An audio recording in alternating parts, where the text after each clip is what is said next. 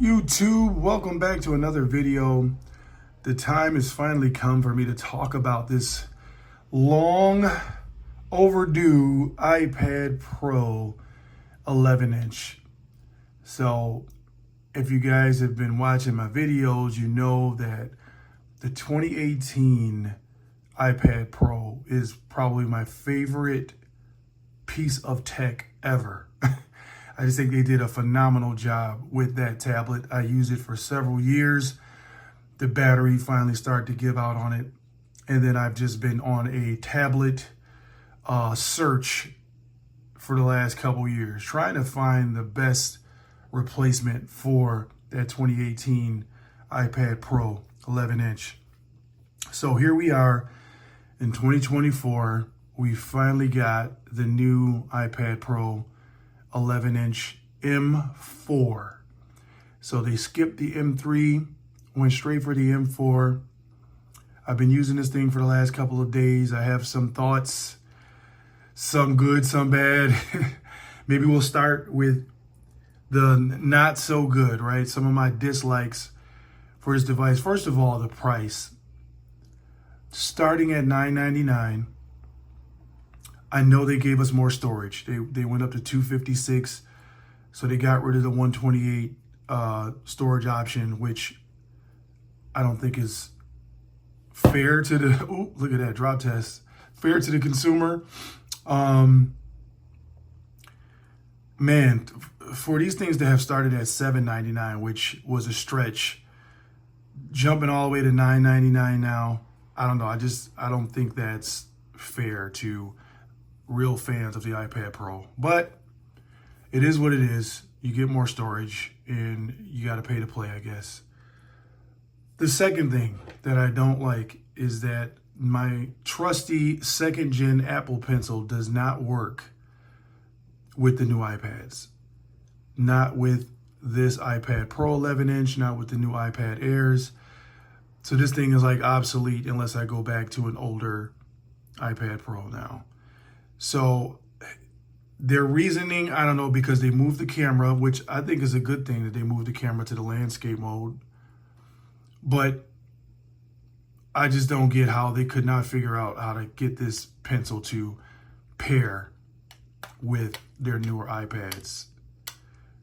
So that's forcing you to buy more accessories, but it is what it is.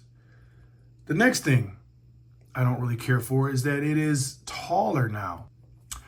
But I don't like that the aspect ratio is starting to shift now for their tablets being taller, because now they're more reminiscent of the Tab S9, which that's, to me, one of my gripes about the Tab S9, with it being, you know, kind of tall and narrow. So it seems like Apple is taking a page out of Samsung's book and headed in that direction, which I don't particularly care for tall and narrow devices. But they did it. Now, the next thing I don't particularly care for is the battery life remains unchanged.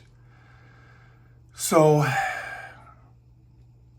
the rating for the battery life has been, I want to say 9 hours, 9 or 10 hours for the past, I don't know how many years, since the iPad has been a thing. And here we are in 2024, and they still have not increased the battery life, or at least the rating for the battery life.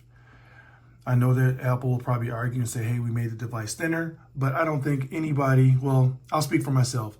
I did not need Apple to make this device thinner.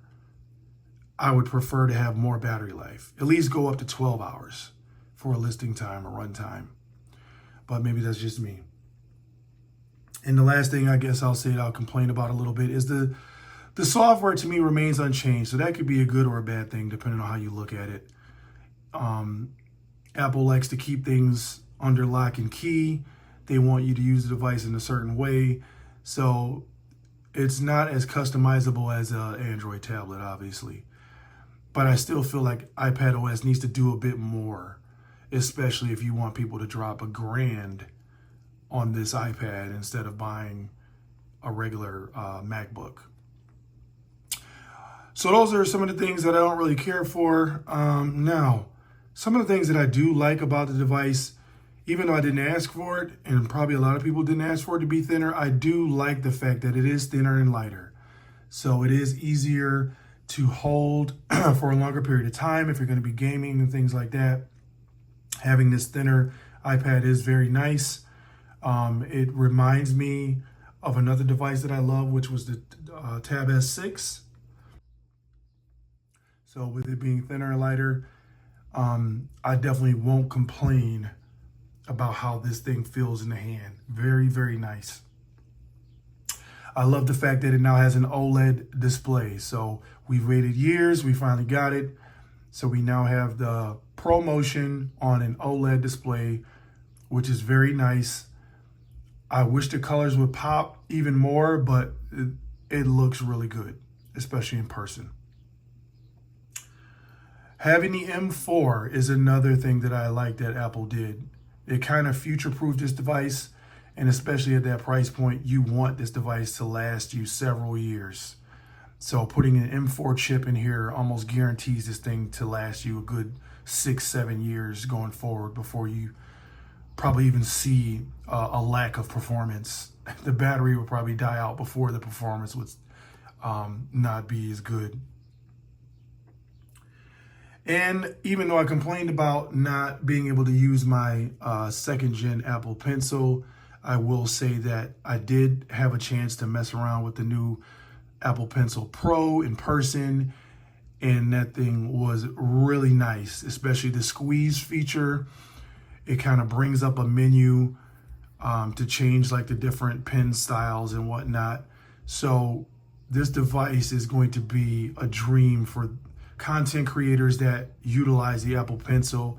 People that draw, artists will absolutely love this device. So, and that's who I would recommend it to. Outside of somebody that's really going to utilize the new function of the Apple Pencil, I wouldn't recommend this tablet to any other Joe Schmo like myself, because I know that the M2 iPad Pro 11-inch is probably going to drop in price if it hasn't already, and to me is just as good as this one.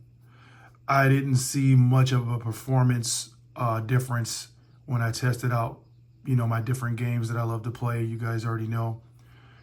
So I don't see the advantage of the M4 just yet. Maybe with a lot of professional apps, you'd be able to see it. Maybe if you're doing a lot of video editing and whatnot, you'll see that potential performance gain. But for average Joe Schmoes, we should probably steer away from this tablet, at least at this price point. It's hard to recommend. But if you got money to burn, by all means, go ahead, jump on this, jump on that new Apple Pencil Pro and the new Magic Keyboard, if money's no thing. But that's all I really have to say about this iPad. Feel free to hit me up in the comments, your thoughts. Did you pick one up? Are you skipping this generation? Or if you just want to vent like I probably just did. But I am a little disappointed, and I'm sorry that I don't sound as excited in this video, is because I waited so long for this thing, and I don't really know what I was expecting. I just was expecting something a bit more, but it is what it is. Until the next one, peace.